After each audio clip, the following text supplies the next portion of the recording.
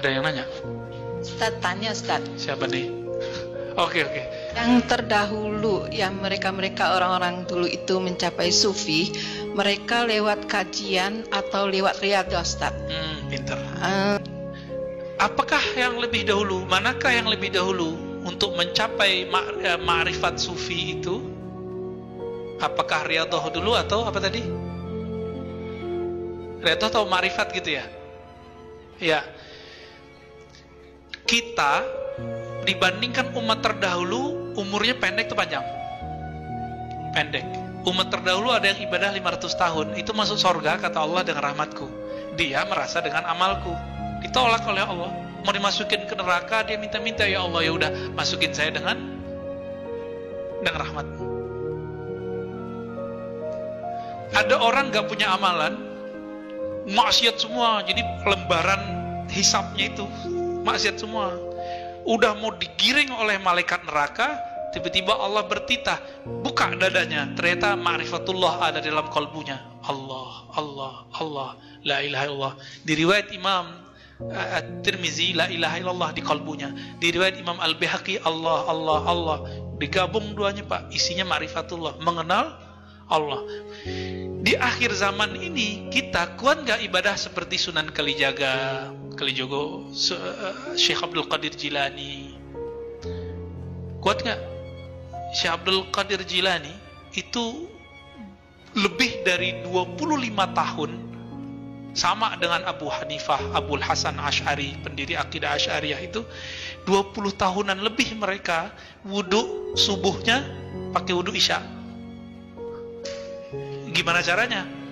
Gak batal, Pak, dan gak tidur. Kuat gak? Ibnu Arabi dikafirkan orang, Pak. Orang yang dikafirkan gak nyampe 7 hari mati. Datang dia ke sana, dia takziah, dia bacakan la ilaha illallah 70.000 kali, dia hadiahkan untuk orang yang mengkafirkan dia. Sanggup gak? Kita disentil dikit marah-marah, ya. Bener gak? Kita kritik imamnya, dia marah-marah, gak sanggup kita. Maka di akhir zaman ini dibaliklah, ada ijtihad baru. Thariqat itu jangan klasik lagi, jangan kaku lagi. Mulai dari ma'rifatullah, baru turun ke ilmu hakikat, baru turun ke ilmu thariqat, baru turun ke ilmu syariat. Tetap kita jalanin syariat, kita berthariqat, kita belajar ilmu hakikat. Tapi yang kita mulai belajarnya apa? Ma'rifatullah. Kenali dulu yang disembah, baru sembah dia. Ilmunya kan sudah ditulis oleh mereka yang dulu ibadah puluhan tahun, ditulis, Pak, di kitabnya, dan diijazahkan ke murid-muridnya. Itu tinggal kita kaji. Bahkan tersimpan dalam kolbu para ulama-ulama wali-wali Allah hari ini. Kita ambil ilmu mereka dari kolbu mereka, dari kitab mereka, baru kita beramal. Nanti hasilnya gimana, Pak? 2 rakaat orang bermakrifat itu lebih afdol daripada 1000 rakaat orang jahil tapi ahli ibadah. Kan begitu di hadisnya. Ya, orang alim sholat, orang alim tidur.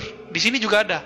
Kata beliau, orang arif jika tidur itu lebih afdol daripada orang yang jahil sholat. Ada di sini. Bukan kita melebih-lebihkan. Emang begitu hadisnya, begitulah ulama mengartikannya. Jadi, Bapak Ibu yang makan Allah, di zaman ini kita emang gak kuat. Bapak gak usah ikut tarekat yang aneh-aneh. Ya, nanti saya tunjukin tarekat apa yang Bapak pelajari nanti. Tarekat yang isinya ma'rifatullah lalu beramal. Ma'rifatullah beramal. Gak boleh pisah ini. Ya, tapi ma'rifat itu adalah afdalul a'mal, amal qalbu. Saya tutup dengan hadis Nabi. Nabi ditanya, wahai Rasulullah, apakah amal paling afdal? Kata beliau, al-imanu billah. Iman kepada Allah. Iman di mana? Di qalbu atau di badan? Di qalbu. Maka Imam Bukhari, Imam Ibnu Hajar mengatakan, amalan paling afdal adalah amalan qalbu. Apa itu? Mengenal Allah, yakin kepada Allah. 2 itu aja, Pak. Mengenal Allah, buahnya yakin kepada Allah. Kalau Ibnu Qayyim dia balik. Zikir itu bahtera mengantarkan orang kepada ma'rifat. Ini thariqat orang lama. Mereka ibadah bertahun-tahun supaya nambah ma'rifat. Sekarang dibalik Pak, dirukhsah oleh ulama-ulama akhir zaman yang mereka telah mewarisi ilmu-ilmu. Kan kita ini kayak apa ya, hulu muara. Ini sekarang udah di muara Pak, saringannya ada sama kita, tinggal kita saring, ambil mana yang sesuai dengan zaman ini. Yang penting kita bisa mengenal Allah, bermakrifat kepada Allah, mengenal hakikat keyakinan sejati, bertorikot, berjalan menuju Allah, dan mengamalkan syariat yang zahir dari Rasulullah Sallallahu Alaihi Wasallam. Itulah kesimpulannya. Loh, ada tambahannya Pak? Yaudah, nggak apa-apa Pak. Mohon maaf Ustaz, Ya, tadi dikatakan kan ada sholatlah kamu dengan bermarifat.